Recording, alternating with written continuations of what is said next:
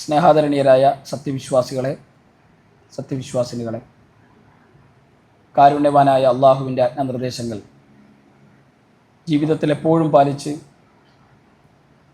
അള്ളാഹുവിനെ സൂക്ഷിച്ച് ജീവിക്കണം എന്ന് രണ്ടാമതായും അതർഹിക്കുന്ന ഗൗരവത്തിൽ ഓർമ്മപ്പെടുത്തുകയാണ്, വസിയത്ത് ചെയ്യുകയാണ്. ഇസ്ലാം എന്ന് പറയുന്നത് ഏത് കാലത്തും ഏത് സാഹചര്യത്തിലും സ്വീകരിക്കാനും അനുഷ്ഠിക്കാനും കഴിയുന്ന ആരാധനകളുള്ള, ഉൾക്കൊള്ളാൻ കഴിയുന്ന ഒരു ആദർശമാണ്. അള്ളാഹുവിൻ്റെ ഏറ്റവും പവിത്രമായ, ഏറ്റവും ശ്രേഷ്ഠമായ ദിനരാത്രങ്ങളിലൂടെയാണ് നമ്മൾ കടന്നു പോകുന്നത്. ആരാധനകൾ കൊണ്ട് എല്ലാ ആരാധനകളുടെയും സംഗമമാണ് ദുൽഹിജ്ജ, ആദ്യ 10 ദിവസങ്ങൾ എന്ന് പറയുന്നത്. നബി സല്ലല്ലാഹു അലൈഹി വസല്ലമ നോമ്പും നിസ്കാരവും ഹജ്ജും സ്വതക്കയും എല്ലാം ഉണ്ടായിരുന്ന ഇസ്ലാമിലെ ഏറ്റവും ശ്രദ്ധേയമായ ആരാധനാകർമ്മങ്ങളൊക്കെ സംഗമിക്കുന്ന ദിവസങ്ങളാണ്. ഇത്രയും മനോഹരമായ ദിവസങ്ങൾ വേറില്ല. ആ ദിവസങ്ങളെ നമുക്ക് ഉപയോഗപ്പെടുത്താൻ കഴിയണം. പ്രവാചകൻ സല്ലല്ലാഹു അലൈഹി വസല്ലമ തൻ്റെ ഹജ്ജിൽ അറഫയിൽ വെച്ച് നടത്തിയ പ്രവാചകന്റെ പ്രഖ്യാപനങ്ങൾ 18-ാം നൂറ്റാണ്ടുകൾക്ക് ശേഷമാണ് ലോകം മനുഷ്യാവകാശങ്ങളെക്കുറിച്ച് കേൾക്കുന്നതും വായിക്കുന്നതുമല്ല.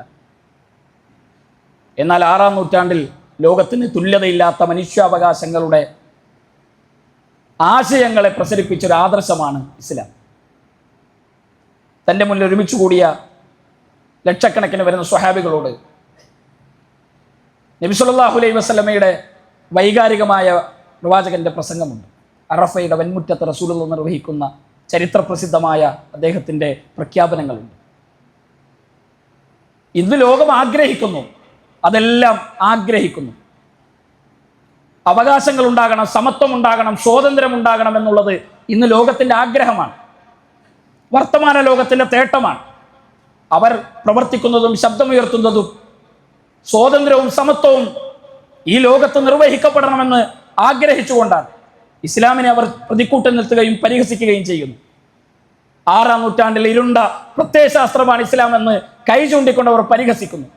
ആ പരിഹാസങ്ങൾക്കിടയിലാണ് നമ്മൾ കേൾക്കുന്നത് അമേരിക്കയുടെ തെരുവോരത്ത് വെള്ളപ്പട്ടാളക്കാരൻ്റെ ബൂട്ടിനടിയിൽ ശ്വാസം മുട്ടി മരിച്ച ജോർജ് ഫ്ലോയിഡിന്റെ കരച്ചിൽ നമ്മൾ കേൾക്കുന്നത് ഈ വർത്തമാന ലോകത്ത് നിന്നുകൊണ്ടാണ്. തൊലി കറുത്തുപോയതിൻ്റെ പേരിൽ അമേരിക്കയുടെ തെരുവോരങ്ങളിലൂടെ നടന്നു പോകാൻ കറുത്ത വർഗ്ഗക്കാരൻ അവകാശം നിഷേധിക്കപ്പെടുന്ന വർത്തമാന ലോകത്തിന്റെ മുന്നിലാണ് തുല്യതയില്ലാത്ത മനുഷ്യാവകാശ പ്രഖ്യാപനങ്ങളുടെ ചരിത്രപ്രസിദ്ധമായ അറഫയുടെ ശബ്ദങ്ങൾ പ്രവാചകന്റെ നാവുകളിൽ നിന്ന് ലോകം കേൾക്കുന്നതും വായിക്കുന്നതും. പരസ്പരം നിങ്ങളുടെ രക്തവും അഭിമാനവും സമ്പത്തുമെല്ലാം പവിത്രമാണ്. ഏതുപോലെ പവിത്രമാണ് ഈ മാസത്തിന്റെ പവിത്രത പോലെ, ഏത് മാസത്തിന്റെ? ദുൽഹിജ്ജ മാസത്തിന്റെ പവിത്രത പോലെ. അഭിമാനത്തെ വ്രണപ്പെടുത്തുന്നവൻ, രക്തമൊഴുക്കുന്നവൻ, സമ്പത്ത് പരസ്പരം കവർന്നെടുക്കുന്നവൻ ദുൽഹിജ്ജ മാസത്തിന്റെ പവിത്രതയെ കളങ്കപ്പെടുത്തിയവനെ പോലെയാണ്. ഈ നാടിന്റെ പവിത്രത പോലെ, ഏത് നാടിന്റെ? മക്ക എന്ന മണ്ണിന്റെ പവിത്രത പോലെ. എത്ര സുന്ദരമാണ് റസൂലുള്ളാഹി സ്വല്ലല്ലാഹു അലൈഹി വസല്ലമയുടെ പ്രഖ്യാപനങ്ങൾ. അത് പ്രഖ്യാപനത്തിൽ മാത്രമല്ല, ഇന്നും മനുഷ്യാവകാശ പ്രഖ്യാപനങ്ങളൊക്കെ എല്ലാ പേപ്പറിലും എല്ലാവരുടെ നാവിലും പോക്കറ്റിലും ഒക്കെ ഉണ്ട്. പക്ഷേ ആ മനുഷ്യാവകാശങ്ങളുടെ അവസ്ഥകൾ ഇന്ന് എന്താണ്? ദളിതന് ആരാധനാലയങ്ങളിൽ കയറാൻ അവകാശമില്ലാത്ത വർത്തമാന ലോകത്താണ് നമ്മൾ ജീവിക്കുന്നത്. സവർണ തമ്പുരാക്കന്മാർ നടന്നു പോകുന്ന വഴികളിലൂടെ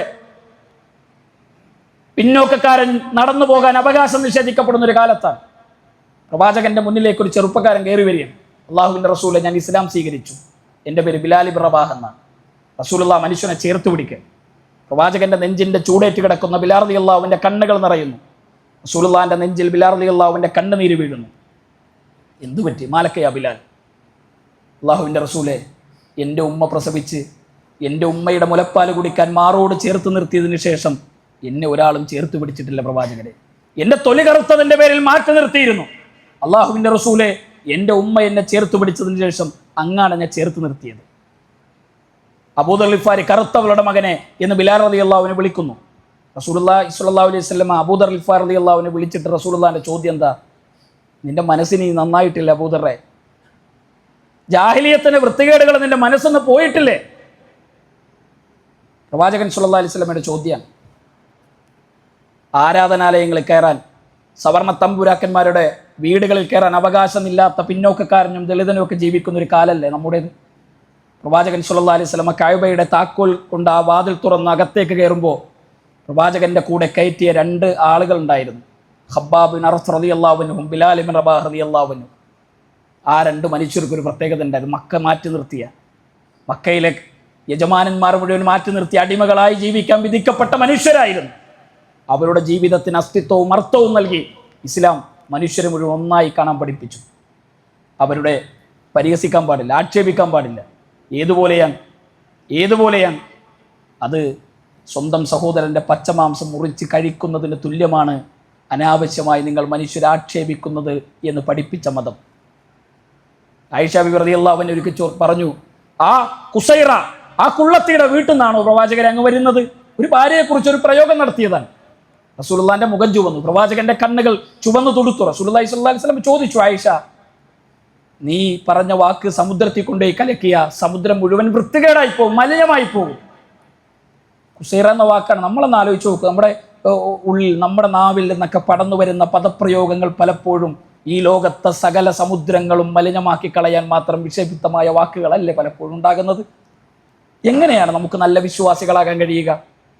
മനുഷ്യരെ ചേർത്ത് നിർത്താൻ കഴിയണം. എല്ലാവരെയും ചേർത്ത് പിടിക്കാൻ നമുക്ക് കഴിയണം.